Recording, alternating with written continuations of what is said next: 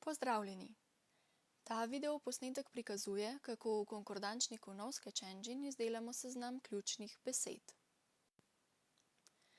Najprej odpremo vstopno stran konkordančnika in izberemo korpus cParallel 2.0.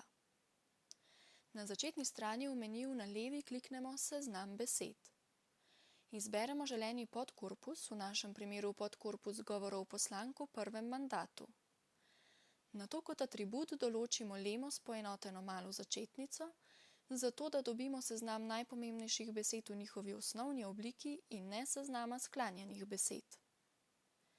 Nato se pomaknemo do možnosti izpisa, kjer označimo ključne besede, ter izberemo referenčni korpus in podkorpus. Referenčni korpus je že določen, zato v tem polju ničesar ne spreminjamo. Izbrati pa moramo referenčni podkorpus, ki je v našem primeru podkorpus govorov poslancev v prvem mandatu.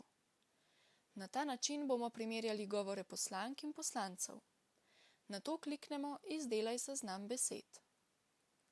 Prikaže se seznam ključnih lem, ki so posebej značilne za podkorpus poslank v primerjavi s podkorpusom poslancev. Ključne besede so izračunane na podlagi njihove statistične pomembnosti za izbrani podkorpus v primerjavi z referenčnim podkorpusom. Poleg podatkov o frekvenci lahko prek tabele preprosto dostopamo do konkordanc za posamezno lemo. To storimo tako, da kliknemo podatek o frekvenci za izbrano lemo. Ko se vrnemo na stran z rezultati, lahko postopek ponovimo, lahko pa tudi izdelamo seznam ključnih besed za podkorpus poslancev, in sicer tako, da kliknemo Spremeni cilj in referenčni podkorpus. Če želimo rezultate shraniti, v meniju na levi kliknemo Shrani. Izbiramo lahko med več formati, odvisno od tega, za kaj bomo podatke pozneje potrebovali.